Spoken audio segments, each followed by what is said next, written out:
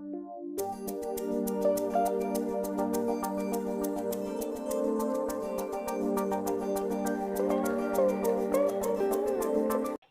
Morning students. अभी इसके पहले पार्ट वाली वीडियो में आपने देखा था कि मैंने टेंस को बेस यानी बेसिक चीजें उसमें हमने बताई थी। उसके बाद टेंस की फैमिली समझाई मैंने आपको, और प्रेजेंट इंडेफिनिट टेंस के अफर्मेटिव सेंटेंस को मैंने एक्सप्लेन किया था उसमें। इस वीडियो में मैं उसके आगे यानी प्रेजेंट इंडेफिनिट टेंस के नेगेटिव और इंट्रोगेटिव सेंटेंसेस को एक्सप्लेन करूंगा। ओके, तो शुरू करते हैं।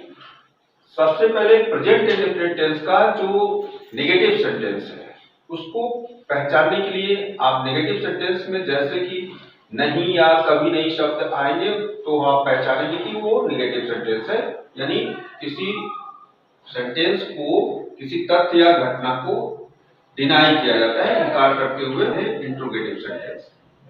और ऐसे वाक्यों को जब हम ट्रांसलेट करने जाते हैं तो देखिए इसमें दो तरह की हेल्पिंग वर्ब यूज होती है, डू या does. Do, I, we, you, दे।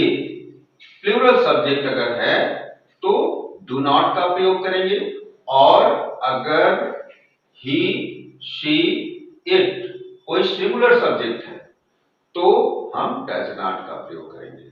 और उसका स्ट्रक्चर जो फॉर्मेशन होगा वो होगा subject plus verb plus subject plus do does plus not plus V1 plus object full stop.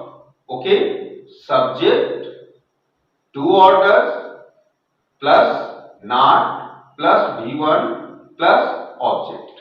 ये स्ट्रक्चर फॉलो करेगा प्रेजेंट इंडेफिनिट टेंस का। कोई भी नेगेटिव सेंटेंस होगा तो उसमें इस स्ट्रक्चर से फॉलो करेंगे। और फॉर एग्जांपल इस स्ट्रक्चर को प्रूव करते हैं। एक सेंटेंस हम लेते हैं हिंदी का, वह पत्र नहीं लिखता है। अब इसमें सब्जेक्ट कौन है? वह। अब सबसे पहले सब्जेक्ट की इंग्लिश बनेगी ही सिंगुलर सब्जेक्ट है, इसलिए क्या आएगा? डू डज में से डज आएगा। ओके, और फिर नेगेटिव वर्ड नॉट का प्रयोग होगा। ही डज नॉट राइट, यानी V1 वर्ब की फर्स्ट फॉर्म प्रयोग होगी, राइट। फिर ऑब्जेक्ट आ जाएगा a letter. It's okay, he does not write a letter.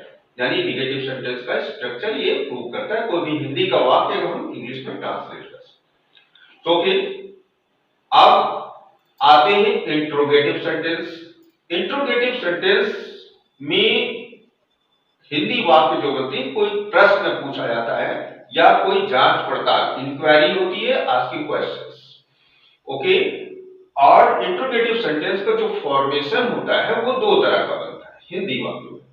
एक तो पहले ये कि यदि प्रश्नवाचक शब्द कब, कहां, क्यों, कैसे आदि वाक्य के प्रारंभ में आए, पहला स्ट्रक्चर तो इस तरह इसको फॉलो करेगा। दूसरा स्ट्रक्चर होता है कि ये प्रश्नवाचक शब्द वाक्य के बीच में आए। तो जब ऐसे प्रश्नवाचक शब्द हम पहले समझेंगे कि ऐसे प्रश्नवाचक शब्द अगर वाक्य के स्टार्टिंग में आ रहे हैं, यानी वाक्य के शुरुआत में आ रहे हैं, तो हम उनका ट्रांजिशन कैसे करेंगे। ठीक है, तो ऐसी कंडीशन में हम सबसे पहले हेल्पिंग वर्ब डू और डज का प्रयोग करेंगे, और फिर वर्ब की,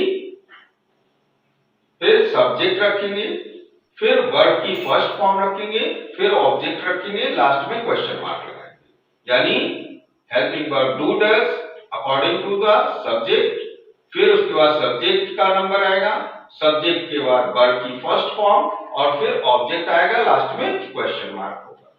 ठीक है, क्या वह पत्र लिखता है? तो अब देखिए इसमें क्या वाक्य के स्टार्टिंग में आ रहा है, तो सबसे इसका ट्रांसलेशन जब हम करेंगे तो does he write a letter. Okay, second structure, वह पत्र कब लिखता है?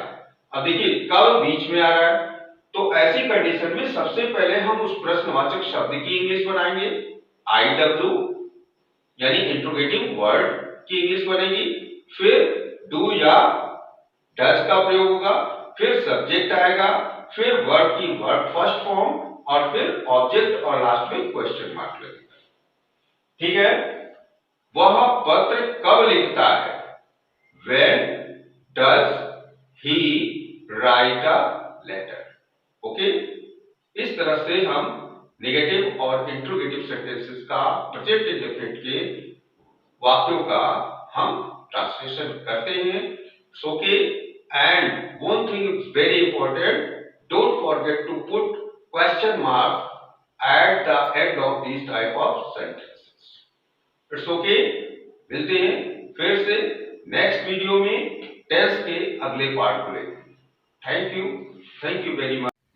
स्टूडेंट्स, अगर आपको स्टडी मटेरियल चाहिए और प्रैक्टिस सेट चाहिए टेंस पर, आपको प्रेजेंट इंडेफिनिट टेंस मैंने बताया, आप इससे रिलेटेड अगर प्रैक्टिस सेट चाहते हैं तो आप इंस्टाग्राम आईडी पर आप मेरे फॉलो करके वहां से आप स्टडी मटेरियल लेकर के प्रैक्टिस कर सकते हो। ओके, लिंक इसका हमारे इंस्टा आईडी का लिंक जो है वो डिस्क्रिप्शन में आपको मिलेगा।